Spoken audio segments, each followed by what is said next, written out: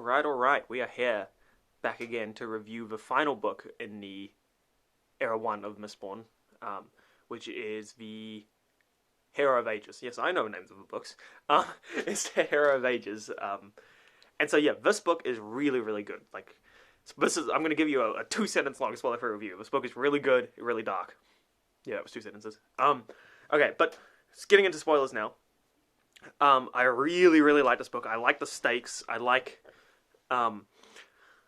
seeing, because the entire premise of this book is like sort of at basically the world is ending and no one really knows what to do about it. And then Alan, who has become emperor, is like, shit, what do I do about it? He doesn't really know what to do about it either, but he's trying to like pretend he does, and he's trying to get his shit together for his people and see what he can do. And that's just a really cool premise, I think, where it's like this idea where you know you're doomed, but you're just sort of trying to do your best to help everyone as best you can.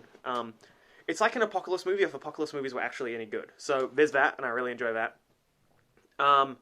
One thing I didn't enjoy is, well, I wouldn't say I didn't enjoy it. It fell a little bit flat to me. Was the whole Caesar story arc, because I think Brandon Sanderson is getting a little bit religious here, and I don't mind that if you're gonna, if it's part of a story and you're making it good and interesting. So the idea was that Caesar lost his faith at the end of the last book because the woman he was in love with died. And now he's like sort of having a faith crisis. And it's fine, and it's not even that bad. And normally I get a little bit annoyed when religious authors get a bit preachy. But honestly, this was really well done, and you could see, it made sense for his character, and you could see, the internal conflict was really well described. The only problem for me was it went on a little bit long. There was one too many Caesar chapters where he's just like, but this religion is bad, what would I do? So yeah, that was just a little bit frustrating.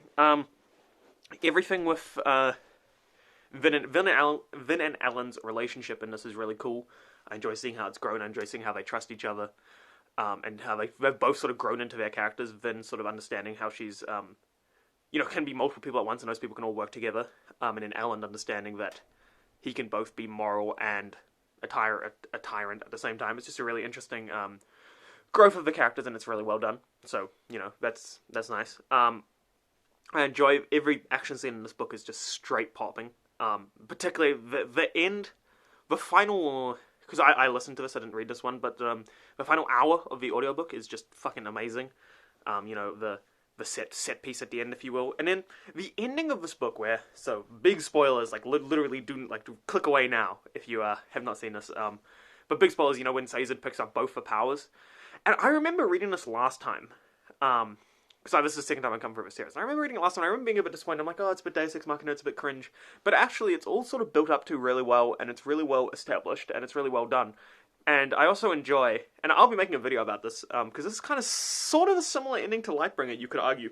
Except this is so much better, because there's no... Vin and Alan don't get revived. There's no sickly sweet ending. There's a lot of sacrifice, but there's also a lot of gain at the end. And so I was actually like a little bit emotional when I was listening to the end bit of his book, because I was really into it, and I was like, and then of course the death of Alan is just like, ugh. It's just, ugh. Like, it's fantastically written, but because it's so fantastically written, and because you got to know his character and how he's grown and stuff, it's him getting his head chopped off is a bit of a vibe ruiner, really. But I also just really enjoy this book about how, the concept of, this is interesting, hemalurgy is the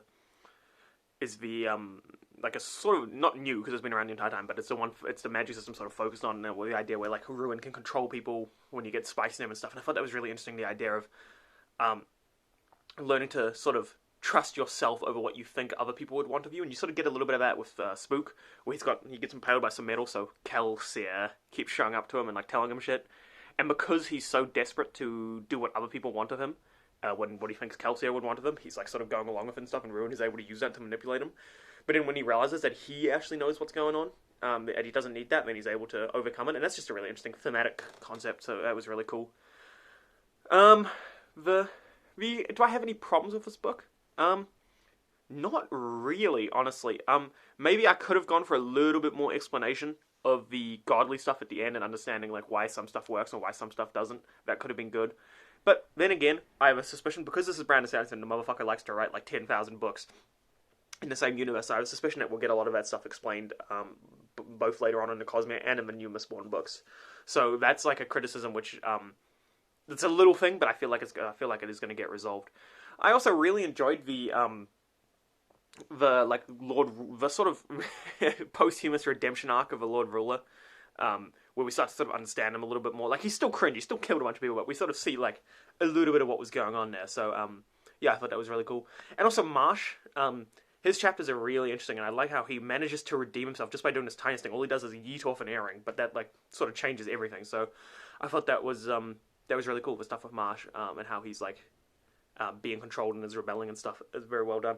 Oh, and I also liked all the shit that goes on at Fadric City with the Obligated Yeoman. I thought he was a really cool character, because, like, he's set up as an antagonist in the sense that he's opposing your heroes, but he's actually not necessarily that bad of a guy. He's just trying to do his best, and try and, like, because he's just obeying, like, his religion, which he believes in and he thinks is right and all that. So yeah, I thought it was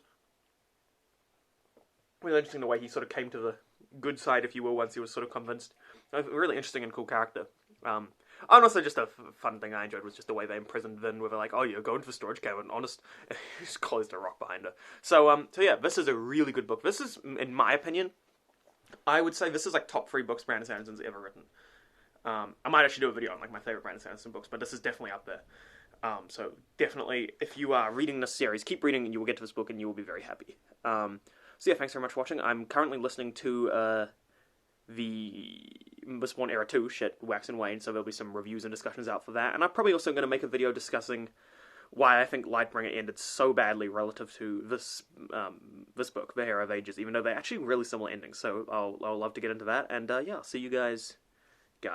We all know there's only one person watching this, but I'll see you on the next video. Thanks very much.